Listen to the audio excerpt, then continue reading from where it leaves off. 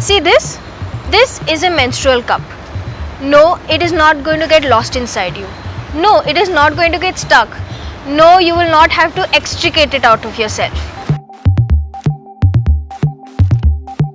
Menstrual cups are being touted as the most sustainable option to deal with menstruation. But like periods in general, they too have been associated with prejudices, myths and apprehensions. Currently, women opt for sanitary napkins since they are easily and readily available. But in addition to being expensive, they are also very unfriendly to the environment. Here's a breakdown. Around 121 million women and girls in India use disposable sanitary napkins. On an average, an Indian woman bleeds around 80 milliliters every period cycle. A sanitary napkin can hold up to 5 to 7 milliliters of blood, which means in one period cycle, a woman has to use at least 10 pads. India's menstrual waste is estimated to be over 1 lakh tons. Secondly, sanitary napkins are classified as a medical product and hence their makers are not required to mention what they are made of. Once disposed of, here's what will happen to your sanitary napkin. 1. It may be taken to a landfill where it will probably stay for years. Studies suggest that one single sanitary napkin may take up to 500 to 800 years to decompose. Secondly, if you burn it, it may release toxic chemicals. Only when a pad is burned at 800 degrees Celsius for 4 to 5 minutes will it combust. While there is some awareness on menstrual cups, some women are still unsure of how to use it and whether it will physically harm their bodies. So the menstrual cups essentially are inert material.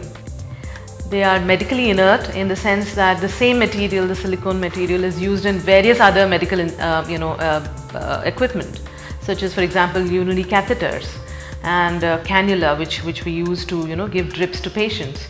So it's extremely inert material and it's quite long lasting. For example, one cup would last about 7 to 8 years as long as it's looked after well.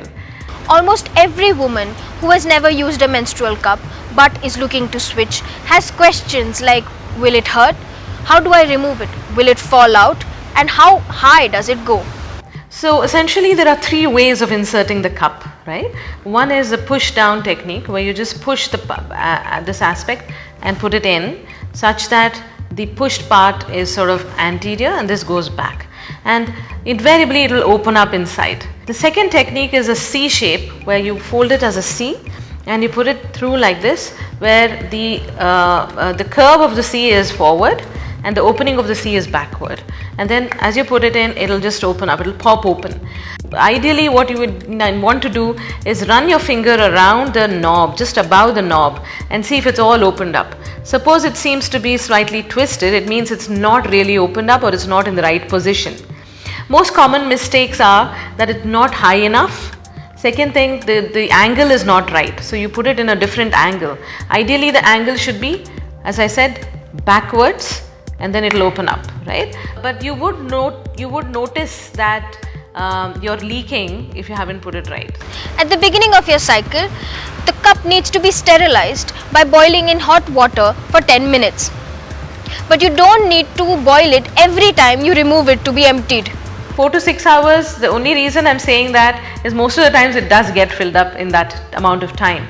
Towards the end of the period, you might notice that you don't have to empty it until sort of 8 to 12 hours even, right? So that is absolutely fine as long as you do not notice any leaking or any discomfort, etc. It shouldn't be a problem as such.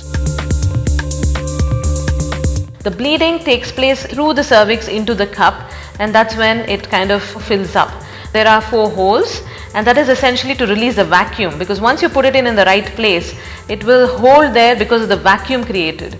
So it is not exposed to the external air, so there's no question of any bacteria or infection. The menstrual blood itself is sterile, so it just goes and collects there. Once it fills up, the vacuum starts giving way. Once it fills up, and a bubbling sensation may be noticed. So a bubbling sensation may be noticed, which is a time for the lady to go and empty the cup.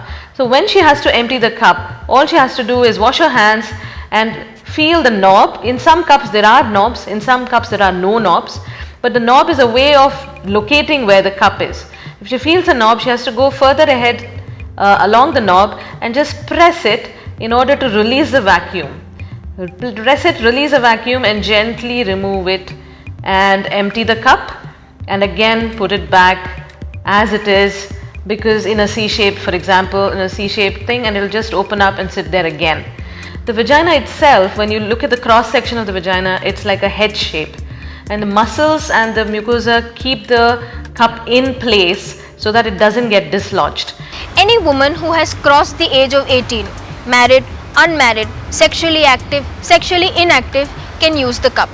I wouldn't recommend menstrual cups as a way of sustainable menstruation or eco-friendly use of sanitary equipment. Actually, one is because they're not mature enough, so the entire tract, the vaginal tract and all that is not mature enough. One. Second thing, the hymen is intact.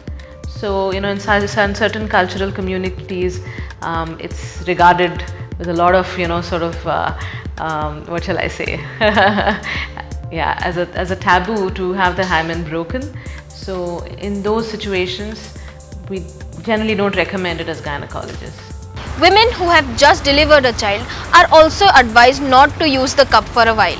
So postnatal women we don't generally recommend for them to use menstrual cups. One, because they would have just delivered and the vagina will be very lax, so it might not hold the cup in place. Secondly, the bleeding is slightly more heavier than what would be expected with the period, so it might not just hold on and do its job. These days, menstrual cups are available on most retail websites and at medical stores. They come in 3 sizes and you can pick one as per your flow. So I think it's a good idea to do a little bit of a trial and error to see which cup and which size would suit you. Somebody who is paras, in the sense have had normal deliveries, may have to use a large one, but somebody who's not yet delivered and has a very tight vaginal tone may want to use a smaller one, right? In case you realize later that you have bought the wrong size, it's okay. There will be no physical side effects. So if somebody who's having a heavy period uses a small cup, all that needs to be done is they have to empty the cup more often. So I think somebody who's having a heavy period would probably benefit from a larger cup. So they have to empty less often. Those who have lesser periods or lesser flow during periods and they land up using a large cup and it doesn't fill for a long time, I still would recommend that you empty the cup in about 4 to 6 hours and do not let the cup stay there for longer than 4 to 6 hours. Using a menstrual cup does require access to a clean toilet and running water. However, lesser resources go waste when you use a menstrual cup. So, do gynecologists recommend switching from pads? So I do guide my patients to sort of try it because for various reasons. One, it's completely inert, it's non-toxic, it's easily sort of usable and with the right guidance and right technique, right? It avoids vaginal infections, chafing, especially for busy working women or sports women for that matter. It avoids dermatitis because we all know pads are ultimately made up of certain chemicals which are not really appropriate for the bodies. The blood loss can be quantified as well. It's eco-friendly, that it is essentially rash-free, cash-free almost, and trash-free.